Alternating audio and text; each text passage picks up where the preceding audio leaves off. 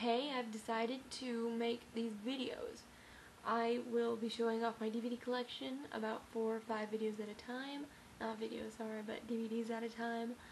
I will get random DVDs and show them, tell a little bit about them all, why I like them, why they're in my collection, etc., etc., etc. And hopefully I'll be getting so much DVDs that this videos will never end. Oh, wow, I'll never get to the end of this. Never be able to show all of them, sort of thing. Some of the videos will be, some of the DVDs that I pick will be just of different genres in my, collection, or I'll just pick out DVDs that I recently have bought, if I've recently bought any. Weird thing happened to my throat. If I've bought any. And so, yeah, let's get this started with, I've got 4 DVDs that I've recently bought from a used bookstore that sells DVDs and stuff, used store. And that's where I always get my DVDs. They were the best things for cheap. And so, yeah. So first DVD that I got was The Professional, or Leon the Professional, however you call it. I like to call it Leon or Leon the Professional. I do not like to call it The Professional. I don't know, because the title just does not fit the movie for me. I just never did, never will, and I will never call it The Professional. I will not. And this is not the international cut, as I have realized. This is the American cut. I didn't really know the difference when I bought it. And then I looked it up, and I was like, oh well. Whatever. There's really nothing wrong with it, other than the fact that there are a few scenes cut out. I've seen the original. The only version of the movie I had seen before I bought this was the original version, nothing cut out, sort of thing. But this has got a few scenes cut out of it, and which is not that bad. They cut. There's only like 2 scenes that were particularly important that they cut out because it was very uncomfortable. I'm not going to spoil it or say what they're about, but I will say they were uncomfortable for the audience, and it got bad. Screen tests and stuff went badly with those scenes, and then they cut out a few other scenes that were not very important, but I liked them. I liked the scenes that they thought were not important, and the scenes that were important, obviously, I liked. So this is like, if you have to get a DVD of this, get the international cut, as I've now realized. Whatever, I just want to own it. I consider this movie my favorite movie of all time. I really do, and I hadn't owned it until now, even if it is a cut, and it's called The Professional rather than Leon or Leon the Professional. And the movie is about a hitman who is neighbors with this family with a 12-year-old girl.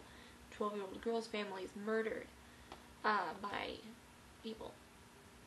And she comes in to live with him, and she finds out that he's a hitman and wants to become one too, so she can get revenge on the people who killed her family.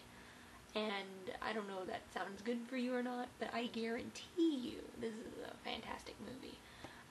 It's got nothing in it is boring. Everything is, yeah, everything's good, sort of thing. And my throat's kind of cracky, I'm really sorry.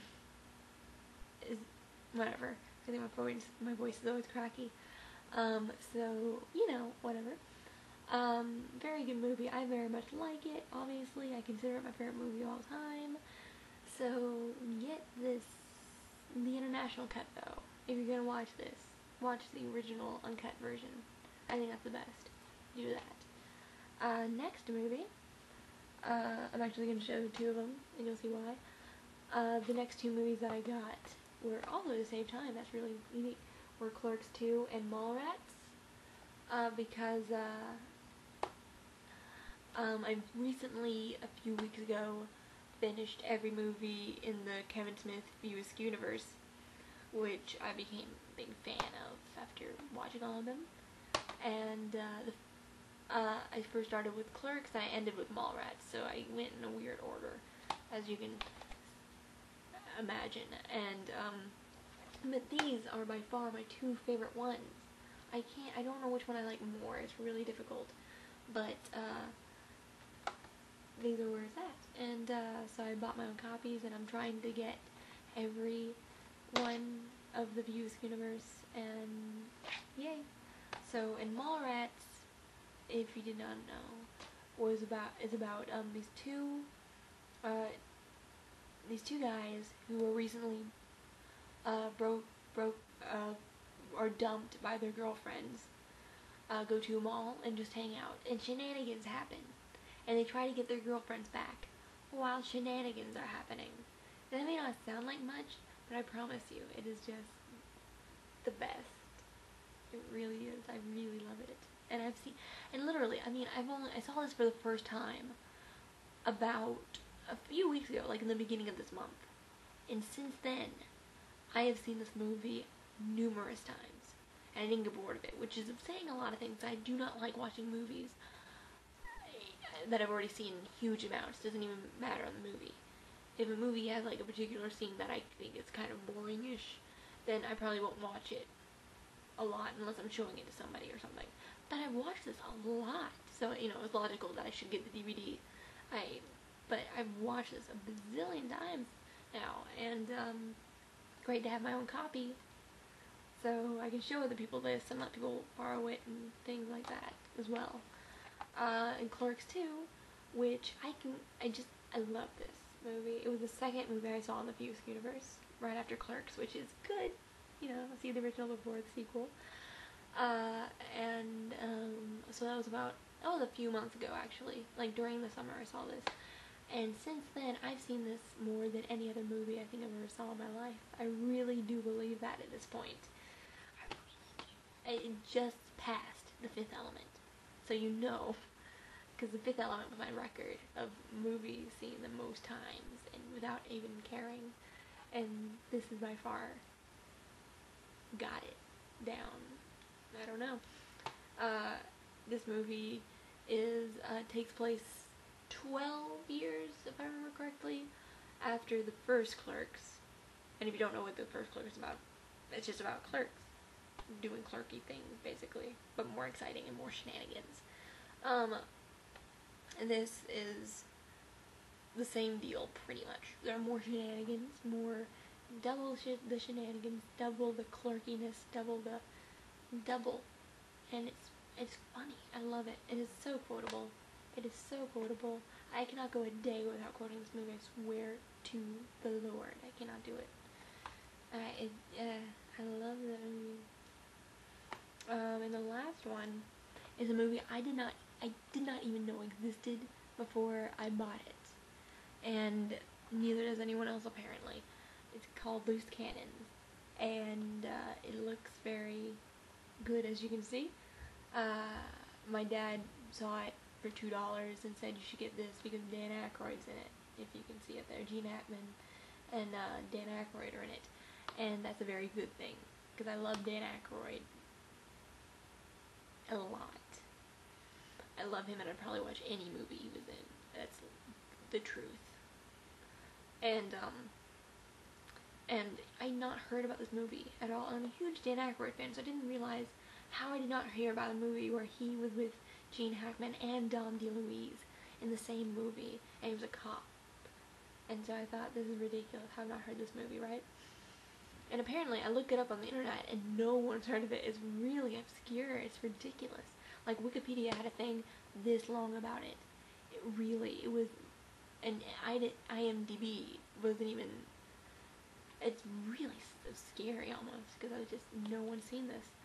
And I watched it with a bunch of friends, and it was great. It was good. It was really good. It was surprisingly good. Really good. It's about, Dan plays this mentally insane person who, though he's incredibly smart, and he, is incredibly smart, and he's like Sherlock Holmes, he's literally like Sherlock Holmes. I mean, he just looks at a crime scene and goes, well, this had happened. Incredible detail sort of thing, right?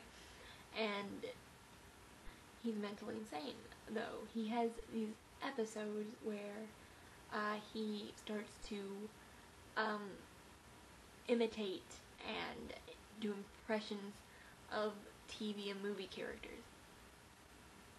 Really, this is just a movie. This isn't just an excuse to make Dan Aykroyd do a bunch of impressions of people from television and pop culture.